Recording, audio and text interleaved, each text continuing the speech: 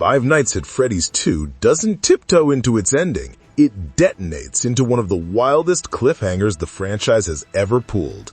Between the Marionette's twisted return, the shocking Afton family revelations, and Springtrap's rebirth, this sequel turns the entire Five Nights at Freddy's universe inside out and sets up a darker, deadlier future. Welcome back to Your Nerdy Show. I'm your host, Spoiler Master, and today we're diving deep into every hidden clue, every secret moment, and every terrifying reveal tucked into the ending and post-credit scenes of Five Nights at Freddy's 2. Because this movie doesn't just close a chapter, it unlocks a whole new nightmare.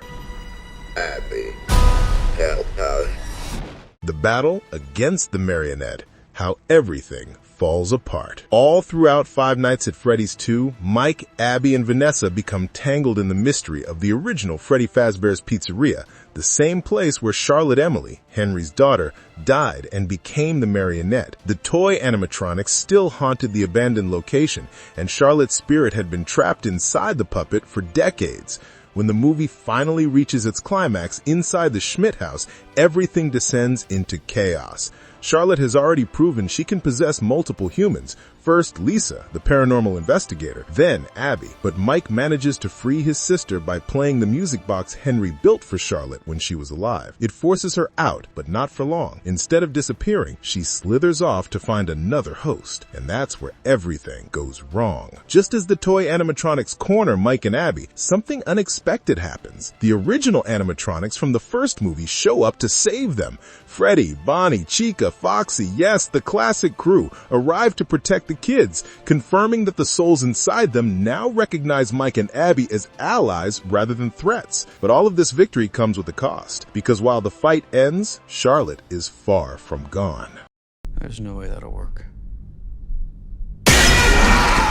Vanessa's final shot, the Marionette's new host. The real gut punch comes in the final seconds of the film. Vanessa stands alone in the doorway of the Schmidt house. Moments earlier, Mike told her to leave, told her he couldn't trust her anymore. She had already hidden so much from him. Charlotte's death, the truth about the original pizzeria, and finally, the biggest bombshell. Michael Afton, the security guard helping them, is actually her brother. Mike forgives almost everything, except that last secret. That emotional rejection leaves Vanessa exposed, hurt, vulnerable, and that's exactly when Charlotte makes her move. Her face begins to stretch and distort into the unmistakable shape of the Marionette. The white mask, the thin, hollow eyes, the black tear streaks. Vanessa becomes the puppet's new host. This is completely new for the movie canon. In the games, Charlotte's soul inhabits the puppet, but she never possesses Vanessa. Still, the concept fits the larger Five Nights at Freddy's tradition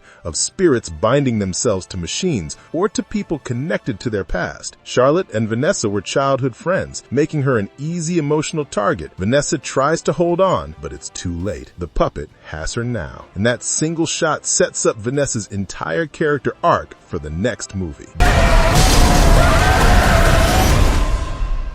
The mid-credit scene, Springtrap awakens. Just when you think it's over, the credits abruptly stop, and a chaotic mid-credit sequence kicks in. Three young guys break into the abandoned pizzeria from the first movie, hoping to grab anything nostalgic to sell at Freddy Fest. They wander around until they stumble into a hidden room. Inside is something they definitely shouldn't have found. The yellow rabbit suit, the one William Afton died in. They cover the suit with plastic to protect it from the rain, completely unaware that the body inside isn't just a body anymore. It's a prison stuffed with rage. When they leave, the room goes quiet, and then a single eye flickers to life. Springtrap has officially returned. This scene lines up almost perfectly with the game timeline. Once the body decomposes, Afton becomes fused with the Springlock suit and rises as the horrifying Springtrap entity. The movie hints at this earlier when one of the spirit kids warns Mike that someone will get out and be stronger than before. Now the warning makes sense. That someone is William Afton, not just resurrected, evolved.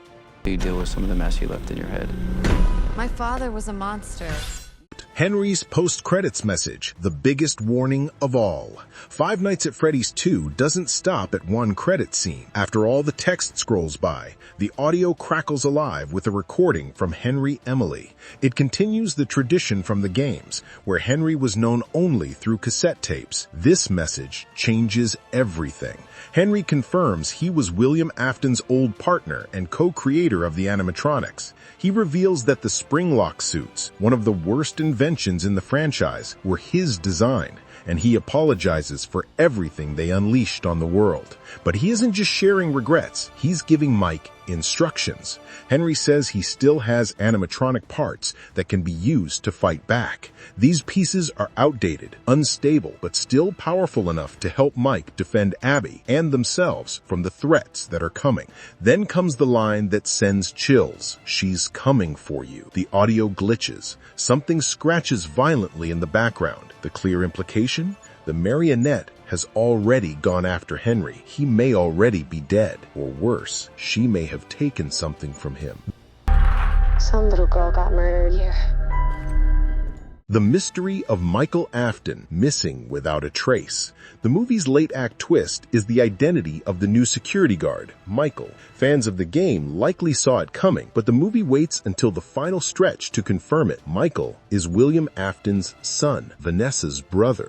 And the real reason he works at Freddy Fazbear's is because he knew his father's ghost never left. During the battle at the Schmidt house, Michael tries to use the toy animatronics to wipe out half the town during Freddy Fest. His father's influence clearly lingers. Jeremiah knocks him out, but when Mike and Abby leave the house minutes later, Michael is gone, completely vanished. The movie doesn't address it. No one looks for him. No one even mentions him. And that's the point. His disappearance is intentional setup for the sequel. With William reborn as Springtrap, a father-son reunion almost feels inevitable. Whether Michael helps him, betrays him, or becomes something much darker is the unanswered question hanging over the franchise. I will show. Where Five Nights at Freddy's 3 is heading. All the clues point toward Five Nights at Freddy's 3 being a close adaptation of the third game, complete with a haunted attraction, a singular deadly animatronic, and a psychological supernatural war between the living and the dead. Here's how the pieces line up. 1. The Afton family is now weaponized. William Afton into Springtrap. Vanessa into the Marionette. Michael missing, likely aligned with one or both. This creates the strongest villain trio the franchise has ever had. It's no longer one monster, it's a family legacy. 2. Mike, Abby, and Henry are the core resistance. Henry's final message proves he's taking a mentor role. Mike is now fully aware of the supernatural threat. Abby still has a connection to the spirit children. Their goal is simple: save Vanessa, stop Afton, end the cycle. 3. The haunted house setting is already established. The mid-credit scene sets up a new Freddy Fest event, where old Fazbear items are being collected as props. This is parallel to how Five Nights at Freddy's 3 used Fazbear's Fright as a horror attraction filled with salvage remains. And what's the main attraction in the games? Springtrap. The movie just resurrected him. 4. Henry and William's backstory will finally be fully explored. The first two films hinted at their partnership, their disagreements, and the tragedy involving Henry's daughter, Charlotte. Five Nights at Freddy's 3's story is almost guaranteed to dive deep into how the animatronics were built, why William turned murderous, what broke their partnership, and how the puppet, Springtrap, and the missing children incident truly began. This is the origin story fans have waited years to see. What do they want with my sister? The bigger picture, Charlotte's endgame. Everything in the ending comes back to Charlotte. She tells Abby she doesn't hate Vanessa, but she does need her. Charlotte can't wander indefinitely. She needs a host strong enough to carry her, someone emotionally attached to her past, someone she can manipulate or overwrite. Vanessa fits that perfectly. Charlotte's motives in the movie are a complicated blend of vengeance, loneliness, trauma, and a desperate desire to not be forgotten. Now, with Vanessa as her vessel, her power grows, and she's coming for Mike. Henry knew it, Mike knows it, and the next film is going to make it the central conflict.